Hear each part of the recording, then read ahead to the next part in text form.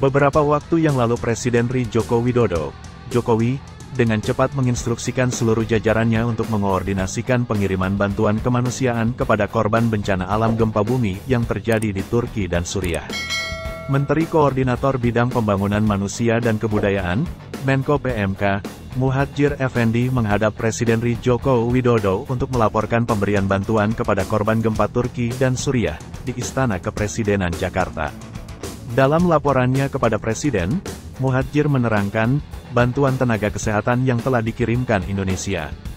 Dia menjelaskan kloter pertama 62 tenaga medis dari Indonesia telah diberangkatkan pada tanggal 11 Februari tahun 2023 dan kloter kedua juga sudah diberangkatkan pada tanggal 13 Februari tahun 2023 sebanyak 181 personel. Mereka akan ditempatkan kira-kira 1 bulan.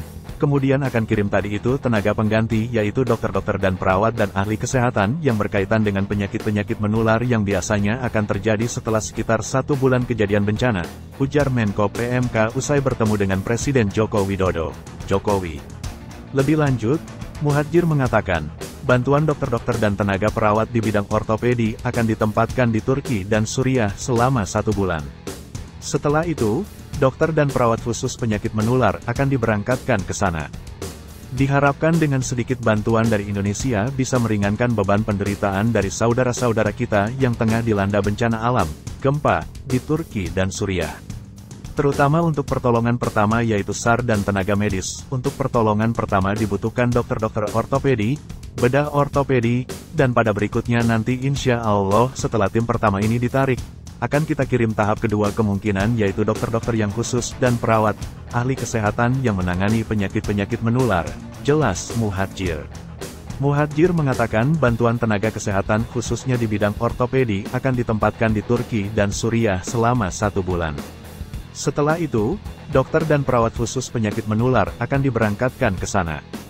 Kemudian akan kirim tadi itu tenaga pengganti yaitu dokter-dokter dan perawat dan ahli kesehatan yang berkaitan dengan penyakit-penyakit menular, yang biasanya akan terjadi setelah sekitar 1 bulan kejadian bencana, tuturnya. Untuk bantuan logistik, Menko Muhadjir menerangkan, pemerintah Indonesia berencana akan mengirim bantuan pada tanggal 20 Februari tahun 2023. Sebanyak 4 pesawat kargo akan mengangkut bahan pangan, peralatan yang dibutuhkan, termasuk selimut dan pakaian pokoknya yang sesuai dengan permintaan dari pemerintah Turki dan pemerintah Suriah, imbuh Muhadjir.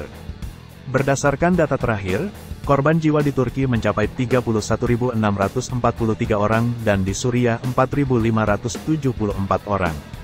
Diketahui, WNI yang meninggal dunia akibat gempa Turki ada 2 orang, sedangkan 123 orang WNI telah dievakuasi dan saat ini berada di shelter KBRI Ankara.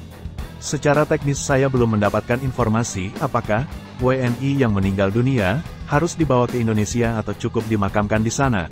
Saya belum mendapatkan informasi tapi ini menjadi domain dari Kementerian Luar Negeri, terang Menko PMK. Muhadjir juga menyebut pemerintah belum memutuskan apakah akan memberikan santunan bagi WNI yang menjadi korban jiwa dari musibah tersebut. Dia akan terlebih dahulu berkomunikasi dengan Mensos Tri Risma hari ini. Apakah itu perlu ada santunan dari pemerintah Indonesia atau tidak? Nanti akan saya bicarakan dengan Kementerian Teknis, ini di bawah tanggung jawab dari Kementerian Sosial. Nanti saya akan konsultasi, akan saya sampaikan pada Bu Risma, tambahnya.